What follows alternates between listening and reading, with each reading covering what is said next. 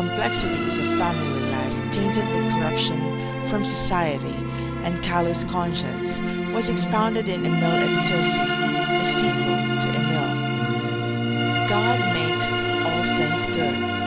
Man meddles with them and they become evil. For Rousseau, man by nature is good, and that education begins at birth. Education should be done according to nature, and by extension, the total responsibility of the parents and the society for shaping the child. The child should be involved in the discovery process in order to make illogical reasoning. Rousseau was the first philosopher to propose that people naturally develop compassion and that we nurture it and support it in our children. Controlling the passions and denying their existence warps and destroys what is good in us. We must express and enjoy those feelings so that we may develop a conscience in order for the people to achieve real happiness. Jean-Jacques Rousseau, the most significant contributor in entrenching the foundations of education, is also considered to be the father of the French Revolution. He was born in Geneva on June 12, 1712. His father is a watchmaker, her mother, the daughter of a minister, who died after giving birth to him. He worked as a field apprentice and engraver. He moved from one place to another in Italy until he met Madame de Warens, who introduced her to the social class and social politics.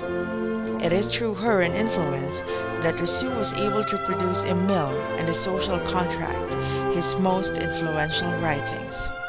At age 66, Rousseau suffered a heart attack while taking a walk at Montmorency.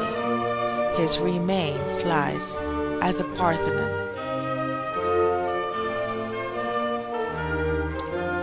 Where Rousseau has left off, John Dewey picked up. Most of Dewey's work derived inspiration from Rousseau's principles on education and on the moralities of man. Like Rousseau, Dewey believes that education is essential to growth and that interest in learning from all the contacts of life is essential moral interest. John Dewey holds the view that the learning in school should be continuous with that out of school, or what we call homeschooling. This idea of homeschooling is not new. It can be traced back to when the Civil War has first started. For the Philippines, however, this is a relatively new phenomenon, slowly gaining acceptance and support from the populace. Contrary to some myths about the negative impact of homeschooling to children, studies have shown that these were but false assertions. Many students who homeschooled were able to land successful jobs and excelled in regular classes and were accepted to prestigious universities such as Georgetown and UCLA.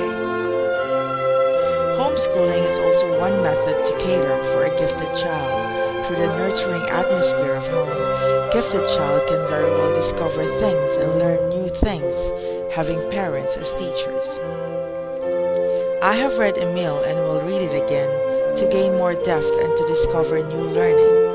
For my philosophy in life is centered on being a student with nature as my one great teacher.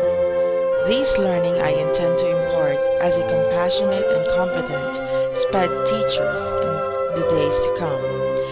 I give high regard to education, to which I view that education is for the shaping of a man, to make him more human when others has ceased to be. I believe I have a good foundation of education I can bank on for me to walk another extra mile to reach my goals in life.